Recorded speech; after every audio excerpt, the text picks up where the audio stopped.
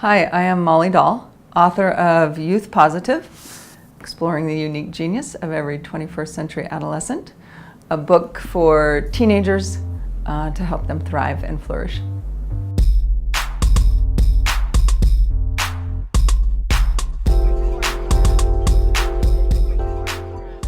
So yeah, I was a high school teacher for 15 years, and I decided to write Youth Positive because I saw students change and I saw their interests change over the 15 years, and there wasn't specifically anything that addressed those interests and how students were naturally growing and developing as a different generation from 15 years ago until my last couple of years in the classroom.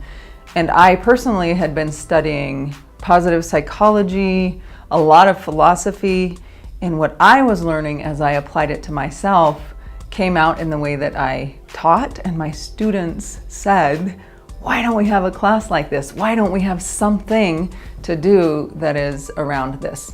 So I created Youth Positive for them. So learning styles, there's a kind of a spectrum of, well, I think there's traditionally 7, and then there's been an 8 that's been developed.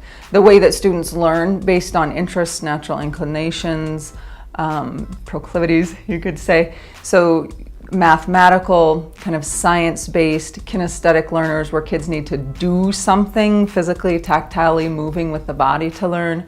Musical, the newest is the nature, being connected to nature, being very interested environmentally. Things like that. And so kids, we all do. We all have the areas that we gravitate to. Some kids need music. Some kids, they tap out a rhythm on anything, you know. Their book becomes their drum, their water glass becomes their cymbal. And so if we put all students in this box that you have to read and you have to learn linguistically, but you're musically, or you hear things, it really puts kids at a disadvantage. If kids need to move their body to learn, like I have to physically actually do something to learn it, to make it a pattern in my brain. And so when we afford students different styles, then we teach them how they learn rather than forcing them to learn how we teach. My message for freshman students right now, coming into high school, this whole big transition year, thinking, oh my gosh, I got 4 more years of this, right?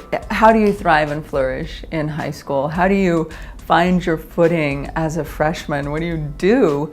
You trust yourself. And how do you learn to trust yourself? Is you learn to listen to the people who give you guidance. You apply their words into your life. So if a teacher says to you, here's what you're going to need to do to succeed in this class, A, B, and C. They're a teacher for a reason. They kind of know what they're doing.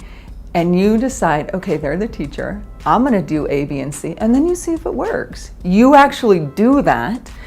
And then you see, oh my gosh, it worked out. Okay. You learn to trust yourself by trusting the people who teach you, who guide you, and who counsel you. That's how you learn to trust yourself. You do what they say, you see that you actually can do that, and then you know, oh my gosh, I just put in a little hard work. I actually do my work. I go ask questions when I don't understand, and then I have the tools to be successful. And if you don't understand something, don't think that you're going to be stupid, like my math teacher told me, because you ask a question. If you don't ask, you'll never know. So don't be afraid to ask. Your teachers love you. You may not think so all of the time, but they do. They're there because they like you. They love you. They want to see you succeed. And if you ask, they will help.